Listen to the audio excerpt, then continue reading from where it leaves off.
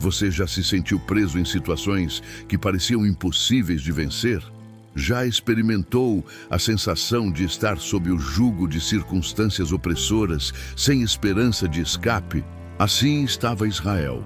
Após a morte de Josué e dos anciãos que conheceram as maravilhas do Senhor, o povo escolhido havia mergulhado em um ciclo sombrio: obediência, prosperidade, esquecimento de Deus, idolatria e, finalmente, opressão. Mas havia algo que o povo ainda não compreendia completamente. Mesmo nos momentos mais escuros da história humana, Deus nunca abandona aqueles que clamam por sua misericórdia. E foi neste cenário de desesperança que o Senhor levantou homens extraordinários, os juízes de Israel, libertadores improváveis, escolhidos não por sua força aparente, mas pela disposição de serem instrumentos nas mãos do Todo-Poderoso. Hoje você conhecerá a história de um destes homens, Eude, um homem cuja aparente fraqueza se tornou sua maior força. Uma história que nos ensina que Deus pode usar qualquer pessoa, inclusive você. Para compreendermos a grandeza da libertação que está por vir, precisamos primeiro mergulhar na profundidade da opressão que Israel experimentava. Os Moabitas, descendentes de Ló, eram um povo guerreiro que habitava a região leste do Mar Morto. Seu rei, Eglon, era conhecido não apenas por sua crueldade, mas também por sua aparência física impressionante.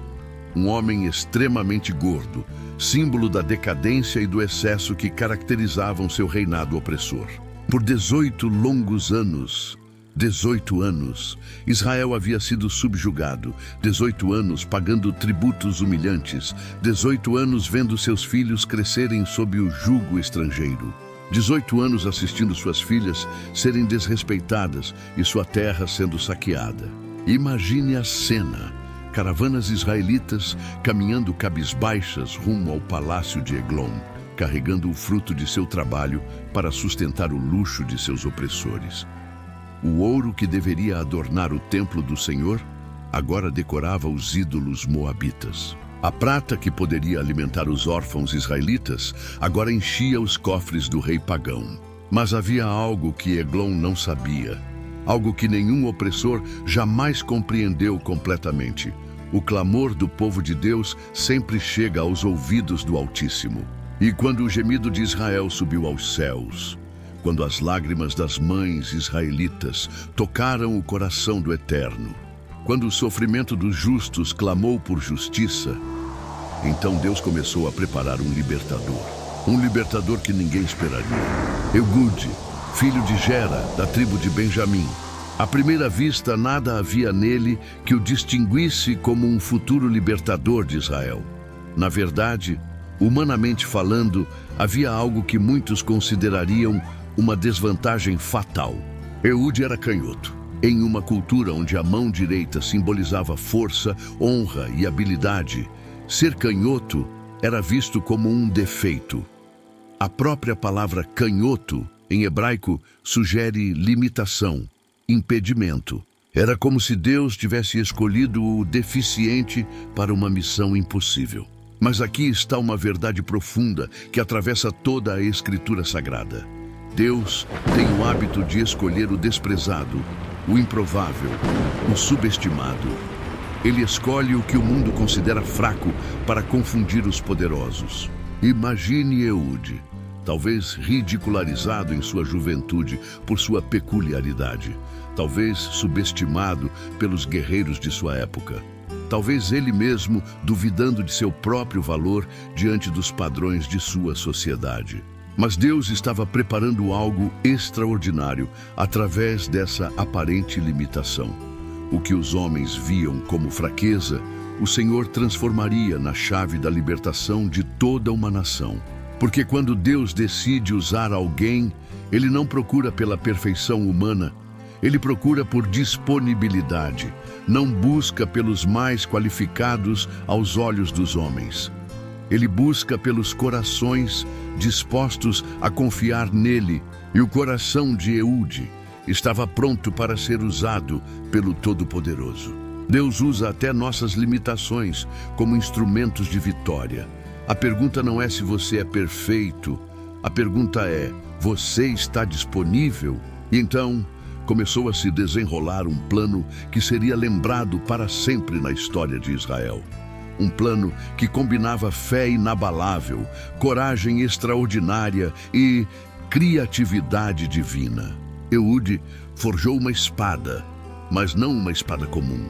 Era uma lâmina de 2 gumes, curta o suficiente para ser escondida sob suas vestes, afiada como navalha e perfeitamente balanceada para ser empunhada pela mão esquerda. Cada martelo na forja era uma oração. Cada movimento da lima era um ato de fé. Cada teste da lâmina era uma declaração de guerra contra a opressão. E quando chegou o tempo da entrega anual do tributo, Eude se ofereceu para liderar a comitiva. Imagine a cena: o futuro libertador de Israel caminhando calmamente em direção ao palácio de seu opressor, carregando não apenas os tesouros de Israel, mas também um instrumento da libertação escondido contra sua coxa direita. Chegaram ao palácio. O tributo foi entregue.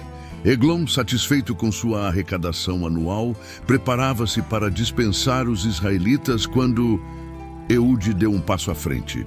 Majestade, tenho uma palavra secreta para o Senhor. O silêncio no salão do trono era ensurdecedor. Os cortesãos moabitas entreolharam-se curiosos. Os israelitas da comitiva sentiram o coração acelerar sem entender o que estava acontecendo. Eglon, intrigado pela ousadia do israelita, ordenou: silêncio! E todos os presentes se retiraram do salão, deixando apenas o rei moabita e Eude. 2 homens, um salão vazio, um momento que mudaria a história de 2 nações para sempre. Eude estava sozinho com o tirano que oprimira seu povo por 18 anos. A espada escondida parecia queimar contra sua perna. Seu coração batia forte, mas sua fé era mais forte ainda. O momento da libertação havia chegado. E ali, naquele salão silencioso, desenrolou-se um dos momentos mais extraordinários de toda a história bíblica. Eglon, curioso e desconfiado, levantou-se de seu trono. Sua corpulência impressionante movia-se lentamente em direção a Eude. Que palavra secreta você tem para mim, israelita? Eude olhou nos olhos de seu opressor, respirou fundo e pronunciou as palavras que ecoariam através dos séculos. Tenho uma palavra da parte de Deus para você. E numa velocidade que desafiava sua aparente tranquilidade, Eude estendeu sua mão esquerda, sacou a espada escondida e, com um movimento preciso e fatal, atravessou o abdômen de Eglon. A lâmina penetrou tão profundamente que até o punho desapareceu na gordura do rei. O cabo ficou totalmente encoberto e a ponta da espada saiu pelas costas do tirano. Eglon nem teve tempo de gritar. Seus olhos se arregalaram em choque e descrença. O poderoso rei dos Moabitas, o opressor de Israel, caiu morto diante do canhoto benjamita. Mas Eude não hesitou nem por um segundo. Com a mesma frieza e determinação com que havia executado o tirano, ele trancou as portas do aposento superior e escapou pela varanda. Enquanto caminhava calmamente para longe do palácio, os servos de Eglon esperavam do lado de fora, imaginando que seu rei estava apenas atendendo suas necessidades pessoais. Que ironia divina! O homem que por 18 anos havia humilhado Israel agora jazia morto em seu próprio palácio, enquanto seus próprios servos aguardavam respeitosamente do lado de fora, sem fazer ideia de que a libertação de todo um povo acabara de ser conquistada. Quando Deus está à frente de uma missão, quando Ele levanta alguém para sua obra, quando chega a hora determinada pelo Eterno para a libertação, então até o impossível se torna não apenas possível, mas inevitável. A primeira fase da libertação estava completa, mas a verdadeira batalha estava apenas começando. Eude não perdeu tempo.